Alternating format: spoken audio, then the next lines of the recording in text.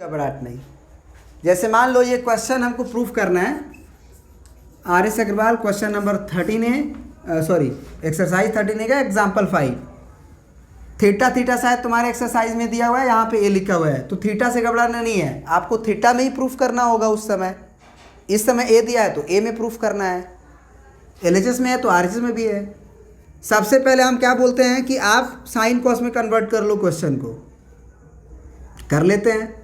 LHS पहले लेके बढ़ते हैं आगे, तो ये कॉसेक ए माइनस का साइन ए इंटू का यहाँ पे सेक ए और माइनस कॉस ए है। ये तो एलएचएस को हम लेके मान लो आगे बढ़ गए।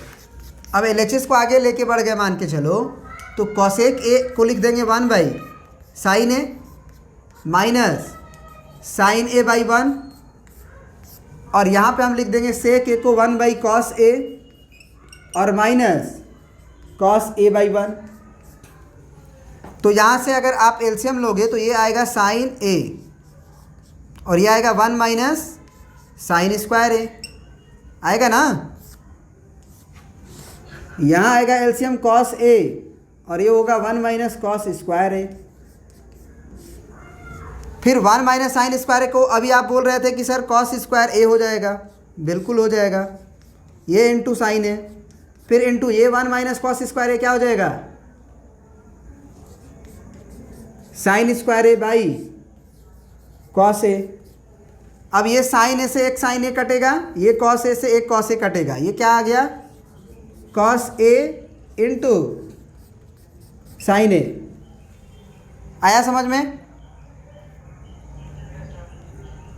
अब तुम्हें हम इसमें दिखा सकते हैं एलएचएस से एक्चुअली आरएचएस आ सकता है। कैसे देखो, ये एक्चुअल में आया हुआ है कॉस ए इंटू साइन ए। यहाँ के बाद बच्चों को समझ में नहीं आता है कि क्या करें, तो क्या हम इसके डिवाइड में 1 लिख सकते हैं? बोलो। इस 1 को अगेन सुनना ध्यान से, कॉस ए इंटू साइन ए, इस 1 को हम लोग साइन स्क्वायर ए अब प्लस कॉस स्क्वायर ए लिख सकते हैं। साइन स्क्वायर ए प्लस कॉस स्क्वायर ए 1 होता है, ठीक है। अब जरा देखो कि ये कॉस ए इंटू साइन ए को हम ऐसे, माने ये जो ऐसे लिखा हुआ है उसको हम ऐसे लिख देते हैं 1 साइन स्क्वायर ए प्लस कॉस स्क्वायर ए, और ये जो कॉस ए इंटू साइन है उसको हम यहाँ डिवाइड कर देते हैं कॉस ए इंटू साइन ए। क्या कोई गलती किए हैं? क्या ये फिर से वापस ऊपर आके ये मल्टीप्लाई होके वो एडजस्ट कर लेगा कि नहीं? भैया तुम हाँ कर सकते थे, मतलब हम ये बोल रहे हैं कि एलएचएस से ही आप आगे बढ़ के देखो, ऐसे भी करके देखो, है ना। 1 मिनट। तो हम क्या बोल रहे थे कि हम देखो यहाँ के बाद हम रोक देते, यहाँ के बाद हम रोक के उसको भी आगे बढ़ा देते, उसको आगे बढ़ा के देखते कि यही आ रहा है कि नहीं।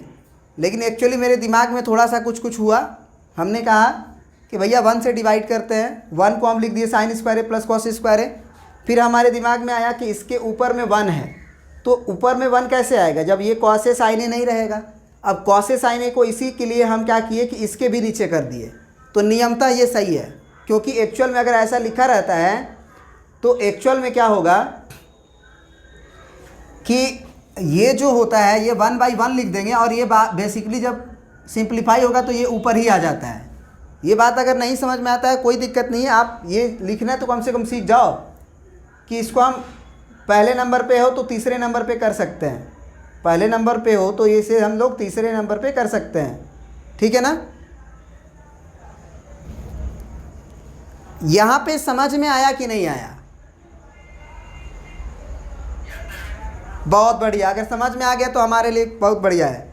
अब हम कॉस ए साइन ए को बारी बारी से डिवाइड कर देंगे दोनों में, तो ये 1 ये आपका साइन स्क्वायर ए बाई क्या लिखेंगे यहाँ पे हम लोग कॉस ए इंटू साइन ए, फिर प्लस यहाँ पे कॉस स्क्वायर ए है, यहाँ पे भी हम लिखेंगे कॉस ए इंटू साइन ए। अब जरा बताओ, यहाँ से एक साइन कटेगा ना, एक कॉस से एक कॉस कटेगा ना, तो 1/sin A/cos A क्या आएगा, 1/sin A/cos A 10A आएगा। फिर प्लस एक cos से cos कट चुका है, cos/sin है, cos/sin cot A आएगा इक्वल टू RHS। अब मान लो किसी लड़के के दिमाग में ये नहीं चमक रहा है कि भैया cos A इंटू साइन ए के बाद हम क्या करें, तो भैया वो क्वेश्चन को यहीं पे रोक दे। यहाँ पे रोकने के बाद वो RHS को लेके आगे बढ़ जाए। मेथड 2 देखिए अब इसी क्वेश्चन को बनाने का। इसको ना करे वो, वैसे हम कर दिए हैं, वो ये ना करे, वो क्या करे कि इसको यहीं पे रोक दे। LHS बराबर उसका ये आया है। अब वो RHS को ले ले। अब RHS को लेके वो क्या करे कि 1/tan A plus cot A।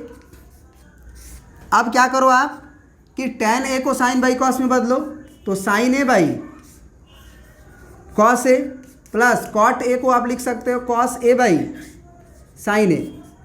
आपका कन्वर्जन बहुत बढ़िया होना चाहिए, मतलब फार्मूला फटाफट याद आना चाहिए। अब यहाँ का इसमें डिवाइड आया है, tan A और cot A में डिवाइड आया है, 1 में नहीं। तो हम लोग अगले स्टेप में 1/1 लिख सकते हैं, और उसके डिवाइड में एलसीएम जो होगा वो क्या आएगा, cos A into sine A। याद रखना 1 के डिवाइड में नहीं था कुछ भी, इसीलिए 1/1 लिखे हैं। ये पहले से डिवाइड में था तो इसका 2 को डिवाइड आएगा। तो यहाँ से अब cos A से डिवाइड होगा तो cos A कैंसिल होकर sin A आएगा, तो sin square A plus sin A से sin A कैंसिल हो गया तो कितना आ गया, cos स्क्वायर A। समझ में आया? ये अब 1/1 लिखे हो तो ये cos A ऊपर जाएगा, ये sin square A cos square A 1 होगा। तो इसका मतलब रिजल्ट क्या आ गया, sin A into cos A या cos A into sin A, कुछ भी लिख लो।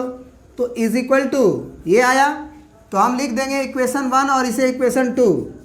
एक्चुअली हमने LHS को लेके आगे बढ़े तो वो भी cos A into sine A आया, और अगर हम RHS को भी लेके आगे बढ़े तो वो भी वही आया, मतलब दोनों बराबर था।